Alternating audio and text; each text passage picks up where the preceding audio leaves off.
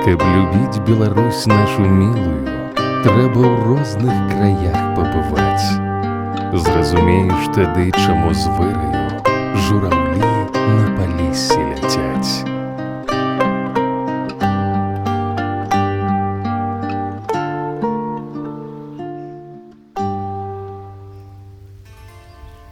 У пошуках цікавасцяў мы апынуліся за межамі Пінскага раёна. І вось за лясамі і палямі сустракае вёска Полкацічы. Яе гісторыя цесна перапляталася з суседнімі Закуццем і Скарцічамі, а зараз яны разам складаюць адзін насельніцкі пункт.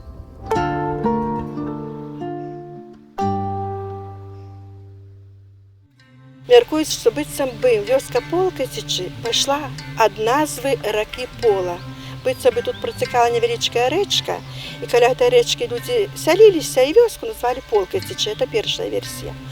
Ну, а другая версія, быццам бы тут праходзіў турэцкі полк. І ён прывал зрабіў тут, і ад слова полк Полкацічы назва пашла. Ёсць яшчэ адна трэцяя версія, больш цікавая і рамантычная. Кажуць, жыў у горадзе адзін князь па прозвішчу Паўкатыцкі, і аднойчы ён прыехаў сюды на паляванне, дзе не было ніякіх пасяленняў, адны глухія лясы. І людзі пабойваліся гэтых мясцін і нават казалі, што водзяцца тут розныя лесуны. А князь заехаў вельмі далёка, але перад ім адкрылася чароўная сваёй прыгажосцю панарама, невялічкае азярцо, абапал якога густы лес. Так зачаравалі яго гэтыя мясціны, што ён вырашыў тут пасяліцца, не толькі пасяліцца, а проста як быццам бы пабудаваць будыніну і адпачываць ад гарадскога тлуму. Пабудаваем тут эту будыніну і застаўся жыць. Потым людзі таксама сталі сяліцца. Спачатку розныя, значыць, як вам сказаць, тыя слугі яго, а потым і людзі сталі сяліцца. І вёску назвалі Полкацічы па прозвішчу пана Паўкатыцкага. Ну, гэта версія, можа быць, самая верная. Чаму? Таму што да нашага часу там вось ёсць вясковы такі сад быў, і там быў яго хутар пана Паўкатыцкага. Вось мы гэта ведаем.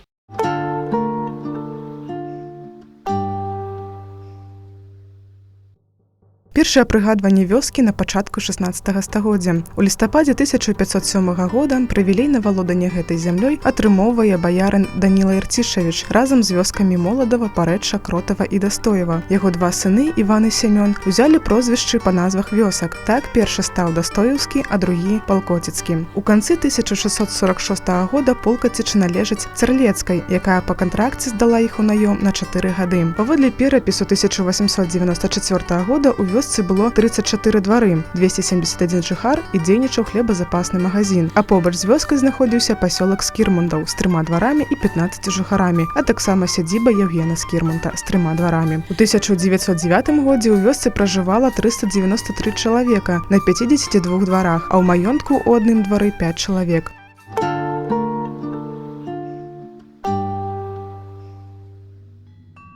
У гады Вялікай Айчыннай вайны ў саміх Полкацічах загінулі 7 вяскоўцаў. І жудасна зараз успамінаюць, як нямецкія карнікі забівалі людзей на хутары Лядзіны, што знаходзіўся побач. Той хутор Лядинський, вони були всім партизанам допомагали.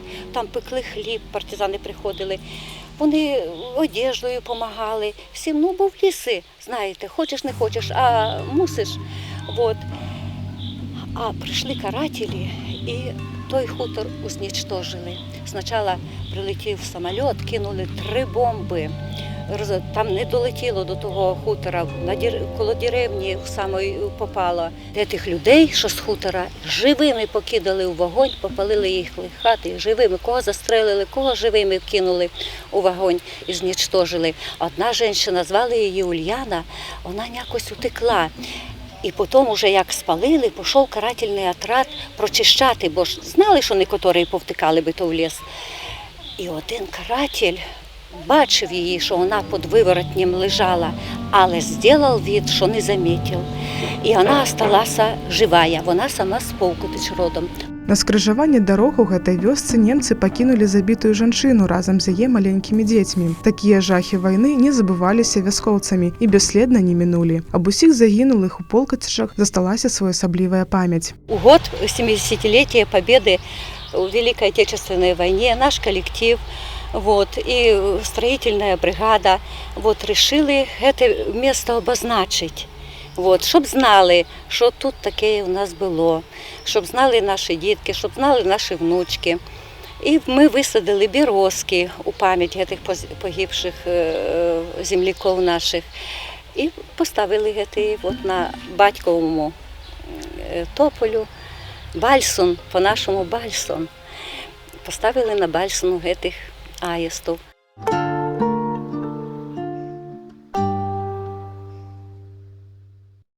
Некалі Полкацічы былі вялікай вёскай, зараз тут жыве меней за 200 чалавек. І ўжо працяглы час тут не працуюць ні дом культуры, ні школа. Магазин таксама зачынілі. Фельчарска-акушэрскі пункт працуе толькі 3 дні на тыдзень, а бліжэйшая школа і дзіцячы садок за 12 кіламетраў у Дастоева. Але мясцовыя жыхары не адчайваюцца. Так яны атрымалі дазвол на стварэнне сельскага клуба і на яго базе стварылі фальклорны клуб «Славяначка». Актыўныя і жыццярадасныя паляшучкі на чале з загадчыцай клуба Валянцінай Застроўскай літаральна накіроўваюць і падтрымліваюць жыццё полкацічоў. Тут пастаянна праводзяцца і разнастайныя святы, і канцэрты, і фестывалі, абрады і шмат іншых цікавасцяў. І вось гэтым летам нам пашчасціла сузіраць сапраўдны палескі абрад з характэрнымі запеўкамі.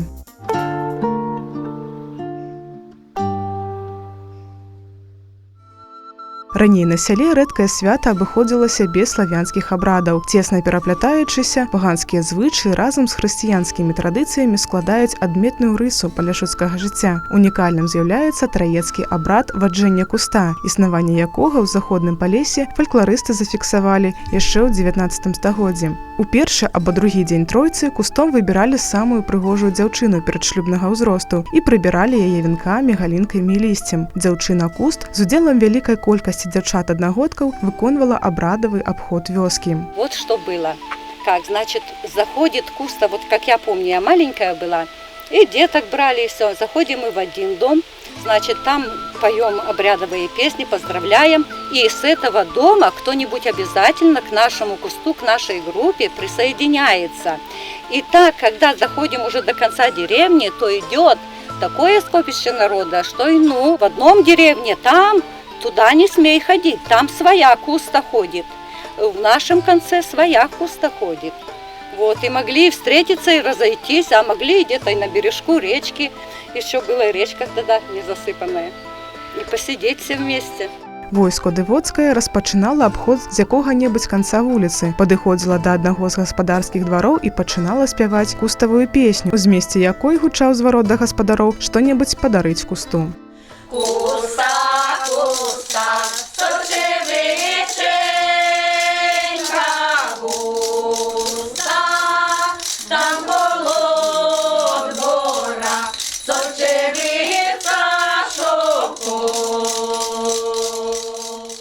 З асобай увагай у Полкацічах заўжды ставіліся да ўдоў. Свята Троіцы, звязанае з ім ваджэнне куста, добрая падстава завітаць да такіх жанчын з лепшымі пажаданнямі. Мои хорошие, заходите, любимые, какие вы в этом году красивые, насколько вас много. Заходите, мои родные. Если куста вдову поздравляет, значит, вас всех Бог благословляет. Заходите.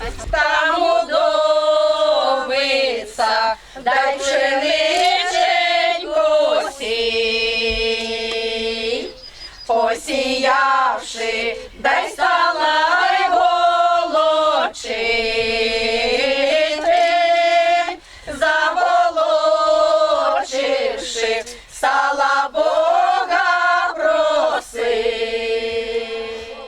Свята куста – своеасаблівая забарона на знішчэнне прыроды, шанаванне дрэва продка. Бо людзі верылі, што менавіта ў дрэве, жывым і зялёным, адраджаецца чалавечая душа. Особенно была такая примета, что обязательно надо возле окна поставить или веточки березы, или саму березку. И у входа было такое поверье, что наши предки, наши отцы, мамы, когда уходят, когда становятся небожителями, души ихние переходят в деревья. И вот как бы вот почитание зелени на этом празднике, как бы на первом плане зелень и украшение своих жилищ, вот это оттуда еще идет. У Полкацічах мясцовыя жыхаркі, энергічныя, жвавыя, робяць усё магчымае, каб працягнуць існаванне такога звычая. Как меня мама научила, как мы видели, как наши родители делали, так и мы делаем. Кто его знает, правильно, неправильно, но от души. И вы видели, как нас люди встречают, как нас приветствуют, как они нам рады.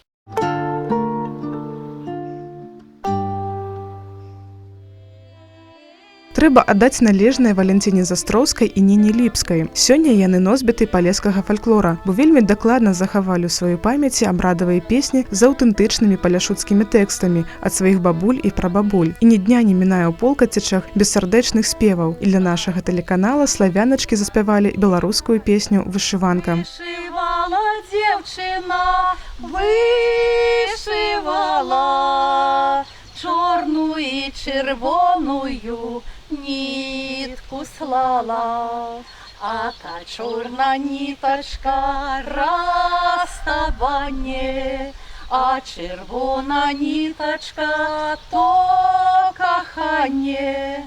Тая чорна ниточка легко слалась, а червона ниточка часто рвалась.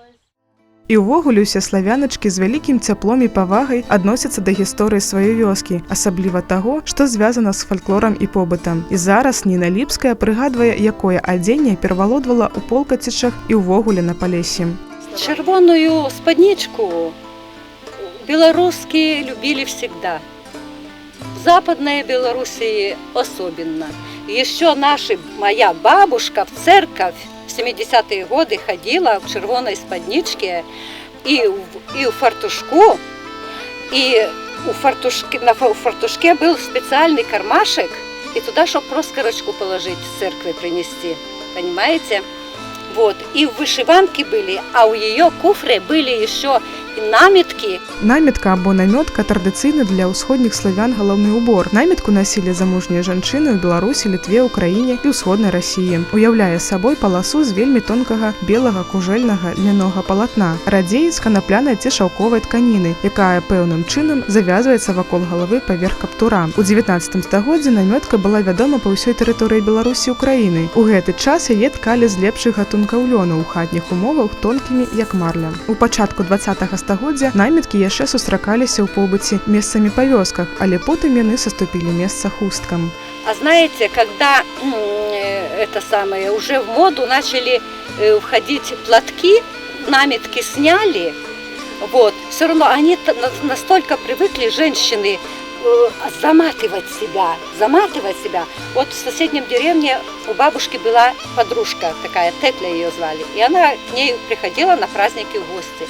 Так я смотрела, у нее так был платок повязан, и эти кутасы вот так вот тут вот, и сюда под бороду. Я думаю, что вот повязывать вот так платок по-праздничному и крутить вот тут, вот, чтобы эти кутасы висели, и что это, они настолько привыкли эти наметки мотать, что и вот такие в таком элементе ушло и дошло до наших времен.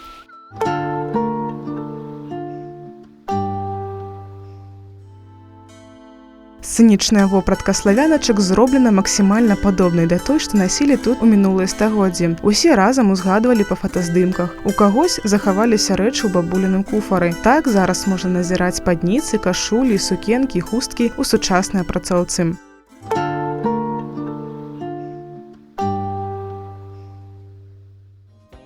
Дзіву даешся, але вясковыя людзі адпачываюць так актыўна, як і працуюць. Як і заведзена ў святочны дзень, у дварах не сціхаюць песні і не спыняецца гутаркі. Бо шмат чаго ёсць перагаварыць і шмат чаго пераказаць. І гісторыі, дзе праўда і выдумка ўсё адно, можна слухаць бясконца.